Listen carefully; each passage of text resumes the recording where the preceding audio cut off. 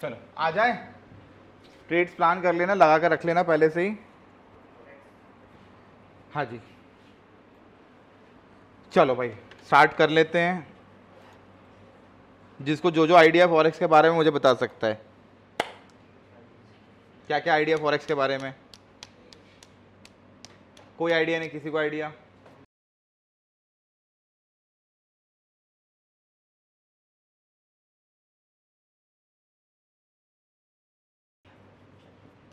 चलो, आप लोगों ने फ्यूचर, ऑप्शन, फॉरवर्ड और स्वैप के बारे में सुना है क्या?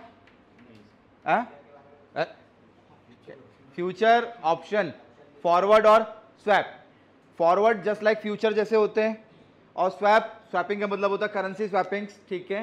एक और चीज आप लोग देखोगे, सीएफडीज। आप जितने भी ब्रोकर देखोगे ना फॉरेक्स वाले, वो सारे सीएफडीज प्रोवाइड कराते हैं। What exactly the CFDs? Contract for differences. ये फ्यूचर्स की तरह ही है, ये लीगल चीज नहीं है, but this is the illegal rates. आपको अमेरिका के भी शेयर खरीदने को मिल जाएंगे फॉरेक्स में, आपको यूरोप के शेयर खरीदने को मिल जाएंगे, एशियन मार्केट के शेयर्स खरीदने को मिल जाएंगे, currency, commodity, cryptos, forex, each and everything आपको सीएफडी में मिल जाएगा। जितने भी इलीगल डब्बा ट्रेडिंग प्लेटफॉर्म्स हैं वो प्रोवाइड क्या कराते हैं? वो सीएफडीज प्रोवाइड कराते हैं। अब ये सीएफडीज के लिए यूएसए बोलता है हम इसको लीगल नहीं मानते, यूके बोलता है हम इसको लीगल नहीं मानते, एशिया में बोलते हैं जापान, चाइना, हम इसको लीगल नहीं मानते, फिर भी ट्रेड हो रहा है, फिर भी ट्रेड हो रहा है। और सबसे ज्यादा लोग इसको ट्रेड कर रहे हैं, दुबई जा जाके ट्रेड कर रहे हैं, इज इट? है ना, लोग दुबई जा रहे हैं, वहां खाते खुलवा रहे हैं अपने फॉरेक्स के। अब वो फॉरेक्स समझो तो सही, दिस इज अ डब्बा trading, purely it is illegal things, USA के हिसाब से, यूके के हिसाब से और एशियन मार्केट के हिसाब से। फिर भी अब आप लोगों को काम करना है तो इसके अंदर भाई कुछ चीजें हैं वो ध्यान में रख के काम कर सकते हो। अब सीएफडी में फॉरेक्स ही नहीं आता है। फॉरेक्स का मतलब होता है फॉरेन एक्सचेंज, फॉरेन एक्सचेंज का मतलब होता है करेंसीज, ठीक है। सीएफडीज के अंदर आप लोगों को मिलेंगे यहां पर कॉमेक्स के पेयर, कॉमेक्स बोले तो कमोडिटी, नाइमेक्स, नाइमेक्स बोले तो न्यूयॉर्क मर्केंटाइल एक्सचेंज, एनर्जीज, कच्चा तेल, ब्रेंट ऑयल, गैसोलीन प्रोडक्ट्स, कोल, ये भी ट्रेड हो रहे हैं, ठीक है। एक और आ जाता है क्रिप्टोज, ये भी सीएफडी में मिलेंगे, बीटीसी, यूएसडी, ये काइंड ऑफ ये सीएफडीज हैं, फॉरेक्स नहीं है ये। फॉरेक्स की अगर आप बात करेंगे तो forex is just the currency pairs, हम हाँ, forex is just the currency pairs, ठीक है।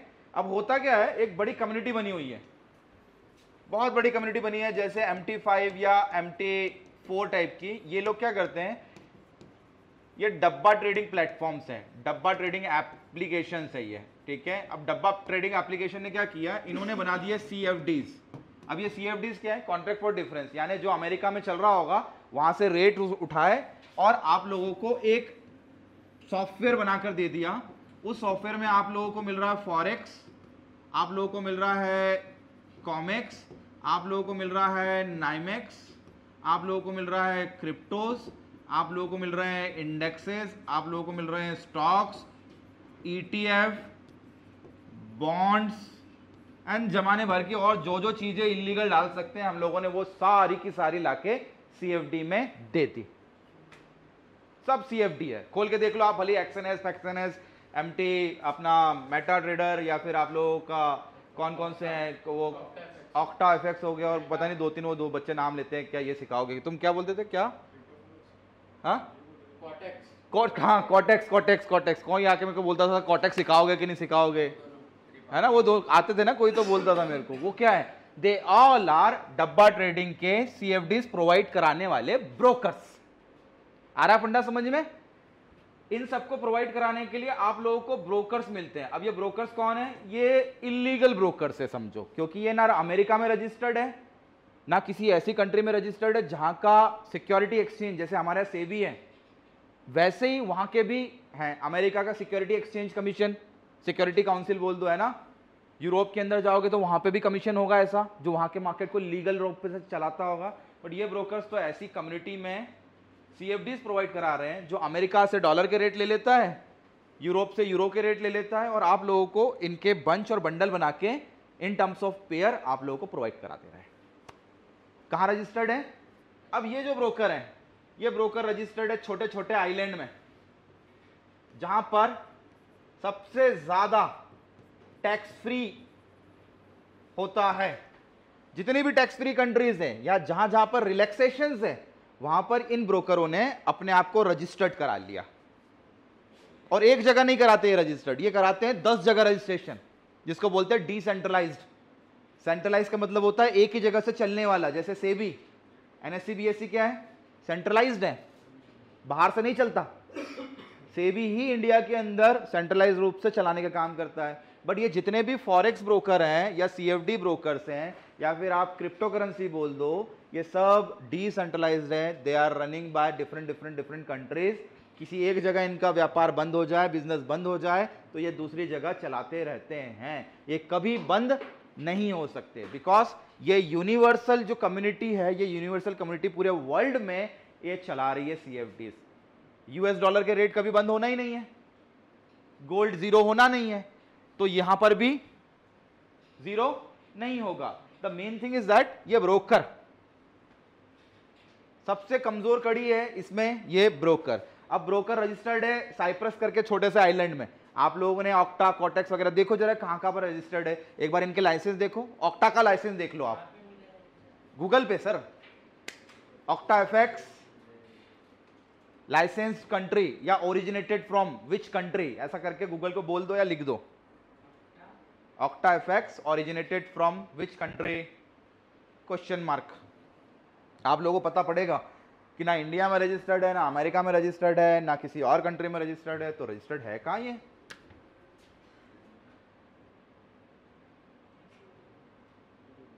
ये एक्सएम ग्लोबल करके देख लो, एक्सएनएस देख लो, बड़ा चल रहा है आजकल।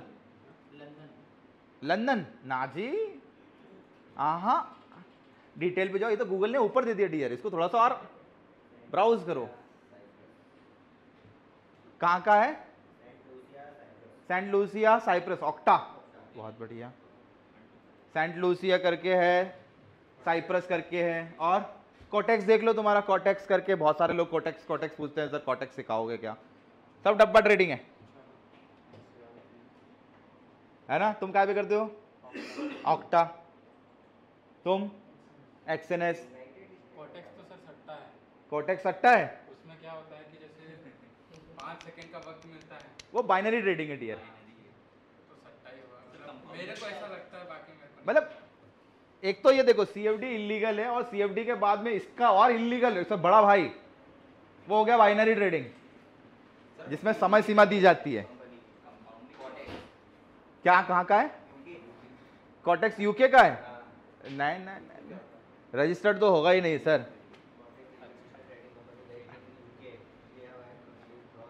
हेडक्वार्टर बना दिया होगा, लाइसेंस बोल रहा हूँ, लाइसेंस फ्रॉम, जैसे अभी आपने ऑक्टा एफएक्स का लाइसेंस कहां से बोला, सेंट लूसिया करके है ना, साइप्रस करके कोई कंट्री का नाम लिया। एक्सएनएस देख लो भाई, तुम्हारा एक्सएनएस देखो जरा कहाँ का ब्रोकर है, पता तो करो। जिसको तुमने पैसा दिया है वो ऐसी कंट्री का तो नहीं है जहां जाना भी मुश्किल हो, है ना।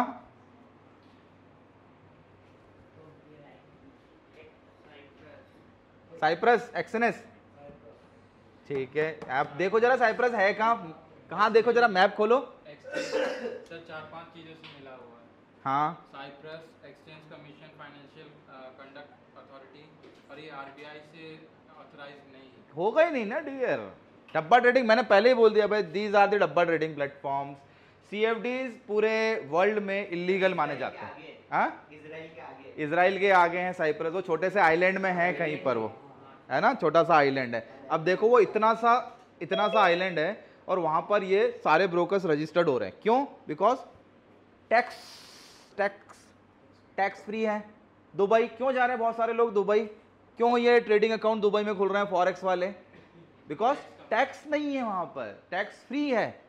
और वहां का लॉ कैसा है, वहां का लॉ वहां के लोगों के लिए ज्यादा बेटर है ना। अब आप लेट्स सपोज आपने इंडिया में बैठ के एक्सएनएस पे अकाउंट खोल लिया, जिसका चल रहा है बहुत बढ़िया है, मैं तो बोल रहा हूँ चले, पे इन पे आउट आता रहे। अब किसी ने अकाउंट खोला, किसी ने बहुत बड़े बड़े विड्रॉल मारे और वो विड्रॉल नहीं आया, तो वेयर यू विल कंप्लेन, कहां कंप्लेंट करोगे, साइप्रस में जाके, इंडिया में बैठ के साइप्रस में जाके कंप्लेंट करोगे, पॉसिबल है। आपकी कंप्लेंट तो 2-4-6 महीने तो वैसे मेल डालो, मेल ही डालोगे, फोन कॉल तो लगाओगे नहीं। पहला लूप होल। दूसरा लूप होल, एक तो डिसेंट्रलाइज्ड है, अभी जैसे इसने बोला कि साइप्रस में भी है, एक दो कंट्री में और रजिस्टर्ड है, यानी डिसेंट्रलाइज्ड है। किसके पास जाओगे?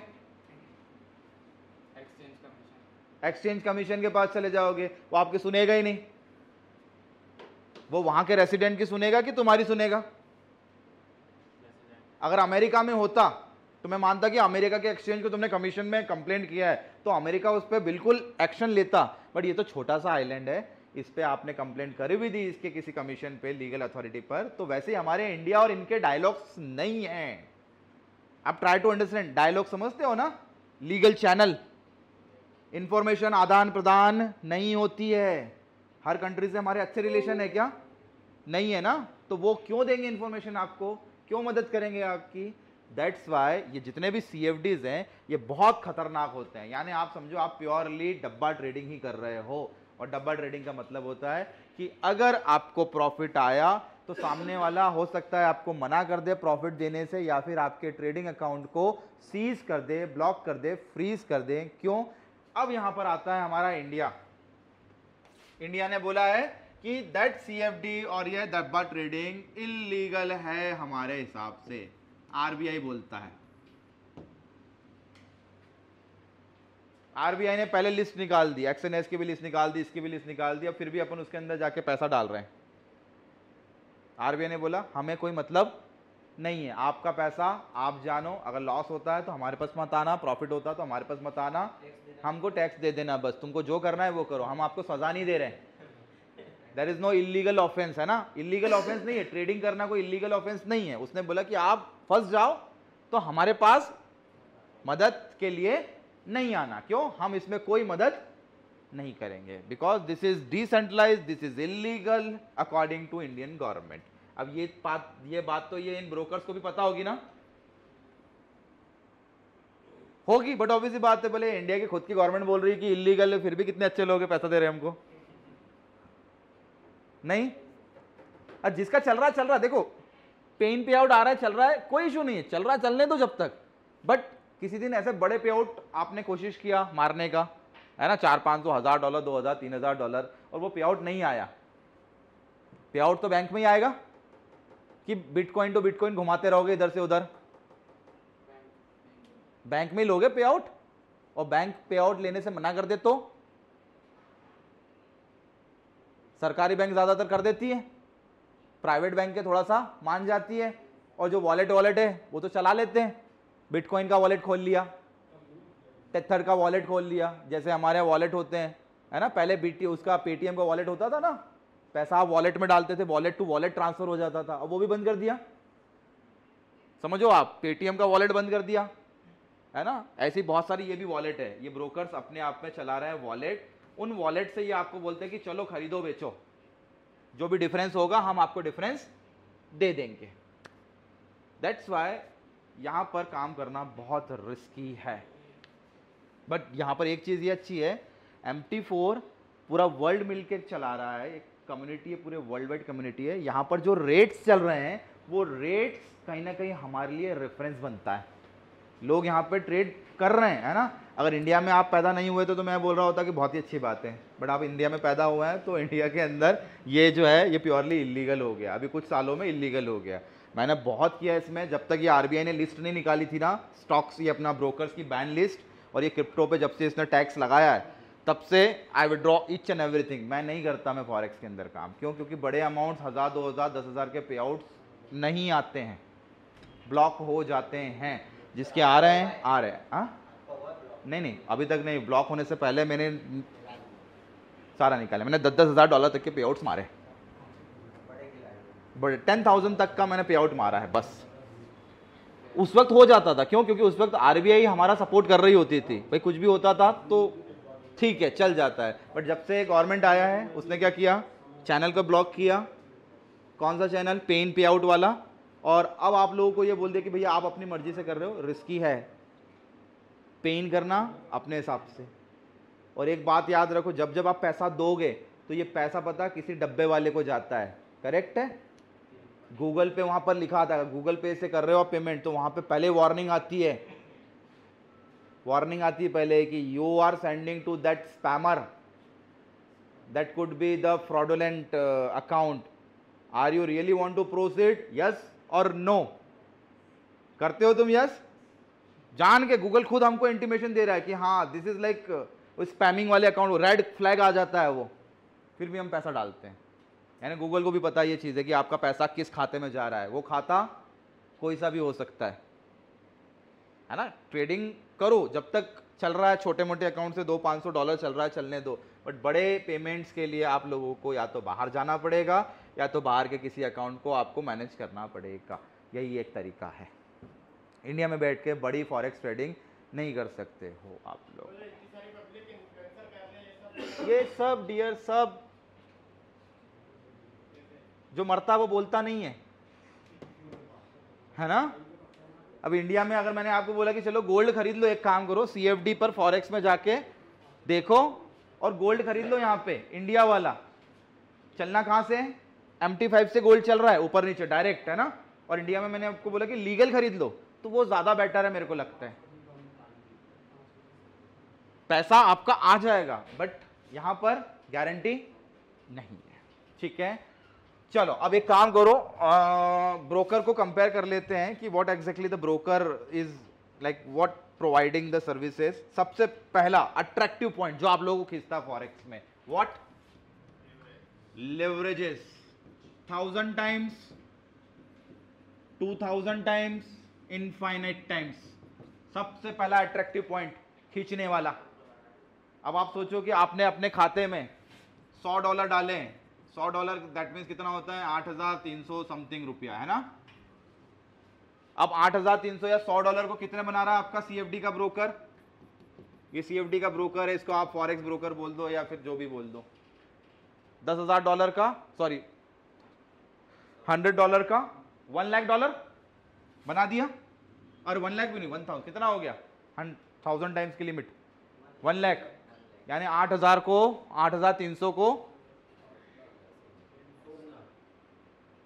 1000 टाइम्स सर, 1000 टाइम्स बोल रहा हूं मैं, 8,30,000, है ना।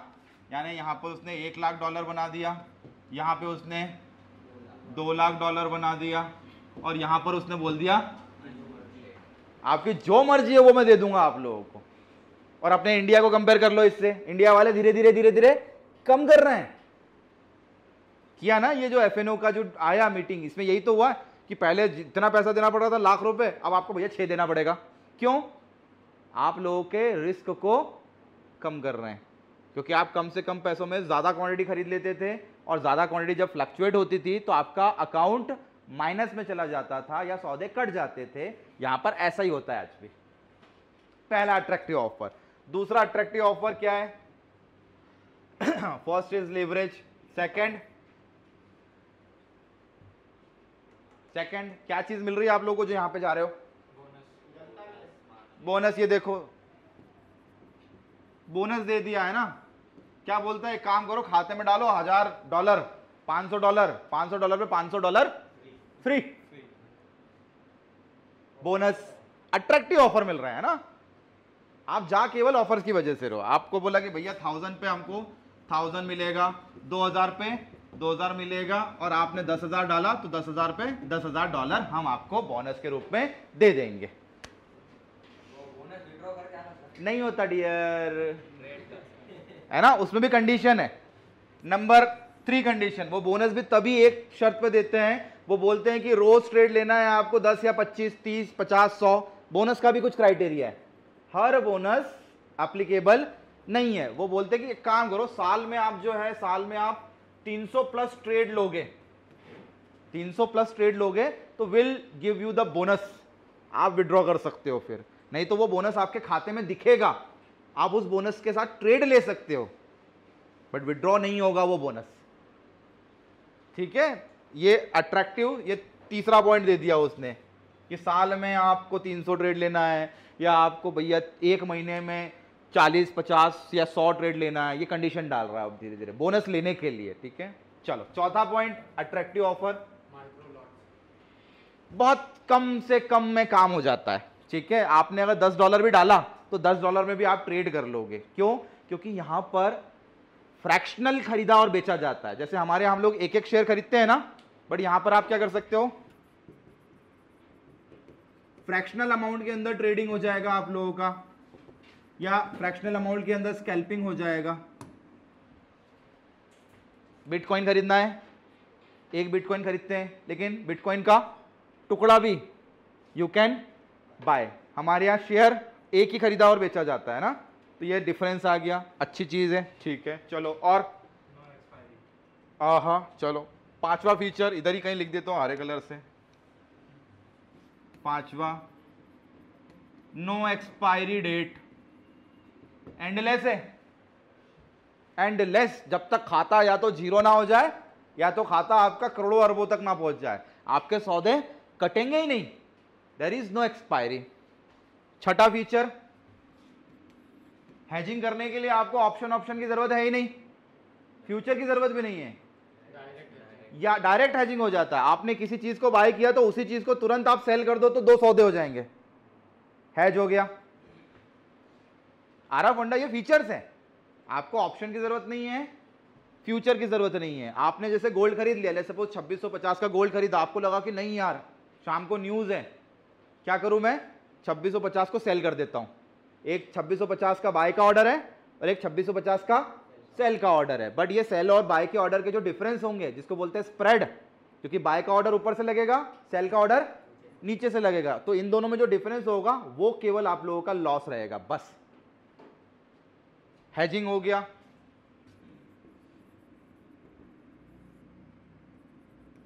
हेजिंग रियल टाइम पे हो गया। और बोलो सातवां फीचर,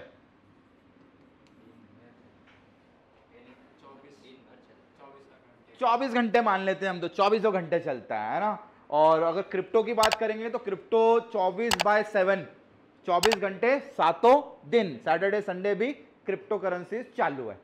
बट ये जो forex, COMEX, NYMEX, stock, indexes, bond, ये चालू नहीं रहते, ये मंडे टू फ्राइडे, ठीक है। चलो 24 बाय अपन लिख लेते हैं, 24/5 और 24/7।